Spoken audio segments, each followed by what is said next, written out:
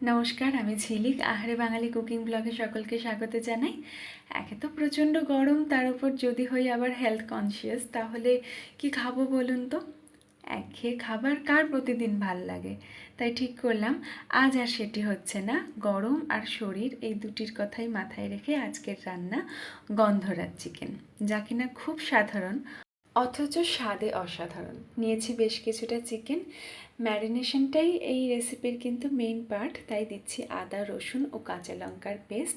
সাধারণ chicken curry বা chicken কষায় যে পরিমাণ আদা রসুন লাগে, এক্ষেত্রে কিন্তু অতটা দেওয়ার প্রয়োজন পড়ে না।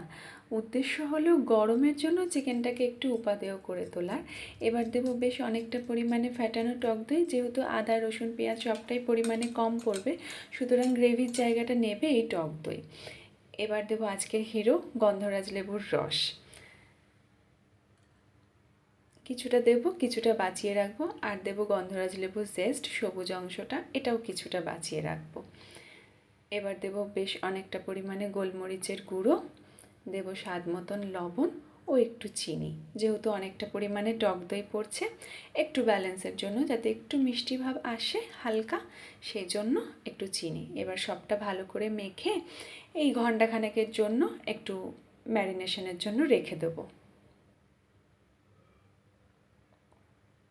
কড়াইতে দিয়েছি ভীষণ অল্প পরিমাণে তেল। তেল গরম হয়ে গেছে, এবার দেবো 1 চামচ ঘি।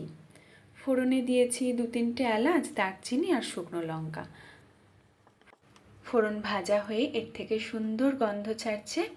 এবার দুটো পেঁয়াজ কেটে রেখেছি, ওটি দিয়ে দেব।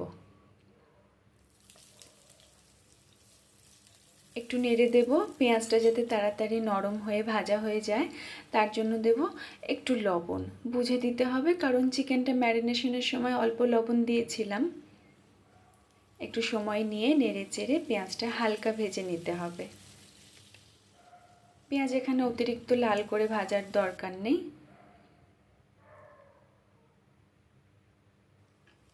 পেঁয়াজটা যেমন দরকার ঠিক তেমনটাই ভাজা হয়ে গেছে। এবার দিয়ে দেবো ম্যারিনেট করে রাখা চিকেনটা। এবার খুব ভালো করে মিশিয়ে নিয়ে এই মিনিট 20 মতন কষালেই তৈরি হয়ে যাবে। এতে আর আলাদা করে জল দেওয়ার প্রয়োজন নেই, চিকেনটা থেকেই অনেকটা পরিমাণে জল বেরোবে।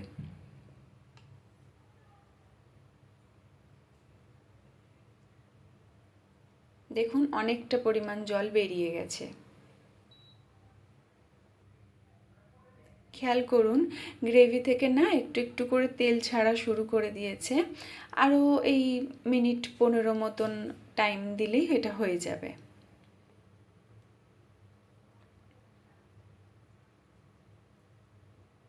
মোটামুটি হয়েই এসছে, আর কিছুক্ষণ সময়।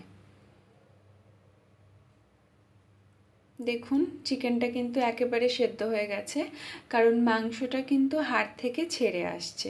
এখন হিট বন্ধ করে দিয়ে দেব বাঁচিয়ে রাখা লেবুর রস আর জেস্টটা। এই পর্যায়ে কড়াই যদি হিট পায়, তাহলে রান্নাটা তেতো হয়ে যেতে পারে। সুন্দর করে মিশিয়ে নামিয়ে নিয়ে সার্ভ করুন রুটি, পরোটা, নান অথবা ফ্রাইড রাইসের সাথে। খেতে কিন্তু নিঃসন্দেহে অনবদ্য। গরমে একঘেয়ে খাবারগুলোকে একটু পাশে সরিয়ে রেখে ট্রাই করেই ফেলুন। ভালো লাগলে অবশ্যই জানাবেন। আজ আসি, ভালো থাকবেন।